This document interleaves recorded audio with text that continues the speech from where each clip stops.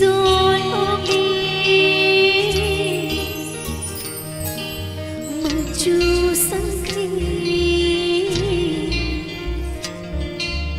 vì rồi ôm đi gigi pun si menuju sangkri gigi kamu lạc berderang